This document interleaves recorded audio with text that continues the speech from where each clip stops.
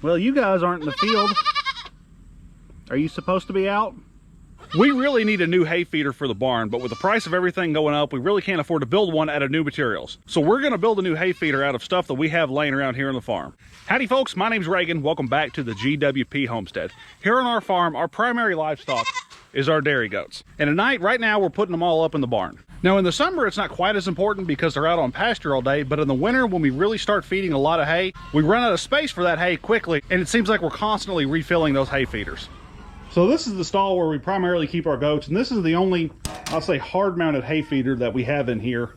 We have a hay bag, and we can hang up a couple of other hay bags if we really need to. Fixing the lighting is also on the to-do list because as much as that thing is helpful, it's certainly not the best, but anyway. So what I want to do is kind of use this existing hay feeder as a template. At the top, this thing is, 16 inches. At the bottom, I don't know, maybe 3 inches or so, 2.5, 3 inches. And we are 26.5 high. We're going to use this hay feeder that we found online kind of as the base plan or the template for what we're doing. It's kind of what I have rolling around in my mind. The dimensions are going to be different. Let's go see what kind of wood we can find in the shop to make this project happen. It looks like I've got a square 3/4 inch plywood that's going to be just about perfect. So that's 19.5 by close to 19.5. Wow, it is practically a square. So it's a little different than that hay feeder we already have. It's not that important, at least in my mind. We're trying to do this for as free as we possibly can.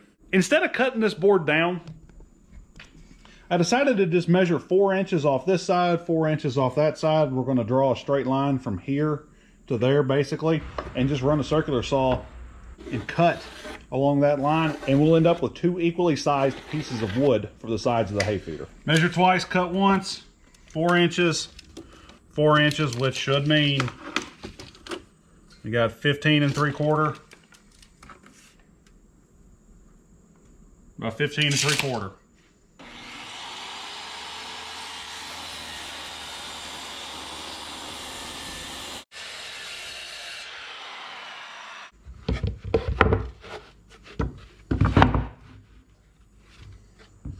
Ooh, it's hard to beat that. Perfect. And that dimension there is 22 and 13/16. 22 3/4 in Homestead measurements. I've got some lumber left over from whenever we rebuilt our chicken coop and run there.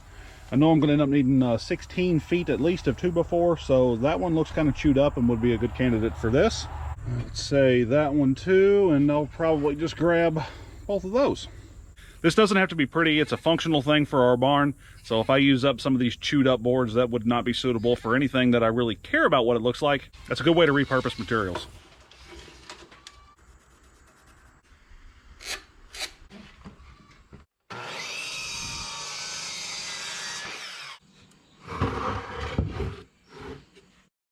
We're going to have another 2x4 here. That little spacer piece will need to be we're going to call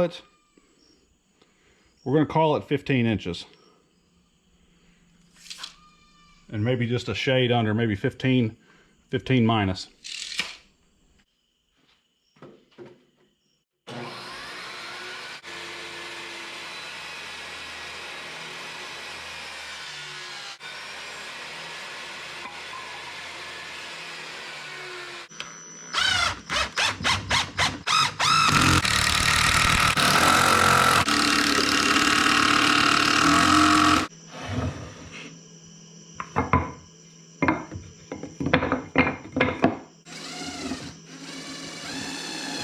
We've got some extra welded wire fencing laying over from another project, so that's what we're going to use to make the front of our hay feeder. Now the feeder itself is 4 feet wide because the fence is 4 feet tall. It keeps me from having to make some extra cuts.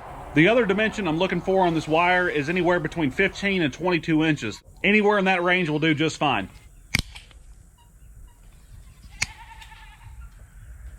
These little Nipex bolt cutters are overkill for this welded wire fencing, but if you're doing any kind of fence work with a higher gauge material like woven wire or something else, these things are invaluable.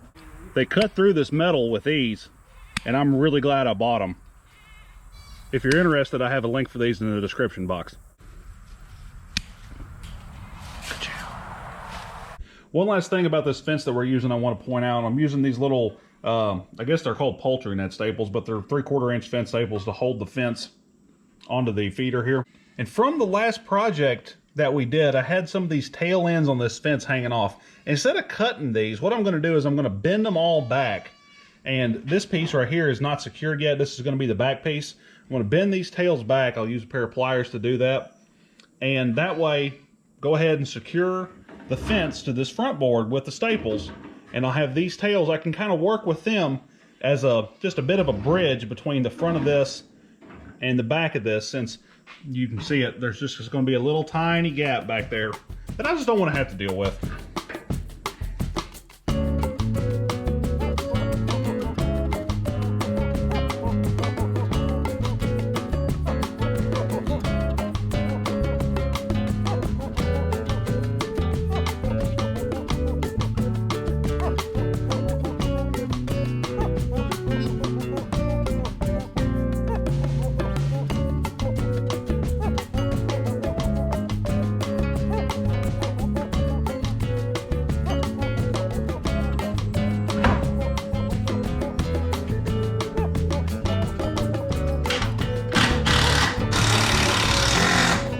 One thing I've got to do on both sides, I've got these little pointy bits that are left over. I'm just going to take a pull saw and flush trim those up real quick.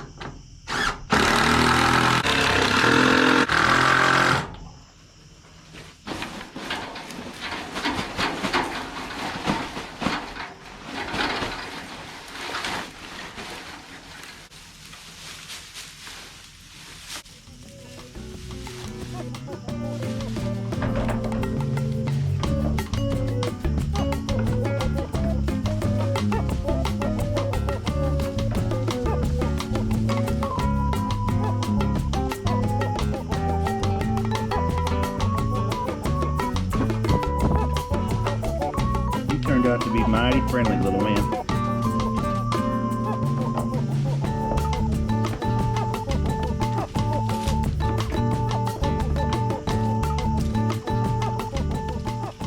This hay feeder turned out great. The goats love it, and Megan loves it so much that now I get to make another one, so good for me, right? If you want to watch us work on another project here in the homestead, make sure you click on that video. Don't forget to subscribe. Thanks for watching, guys. See y'all soon. If your kids use your shop as their own personal playground, you have to subscribe. Those are the rules. Sorry, I don't make them.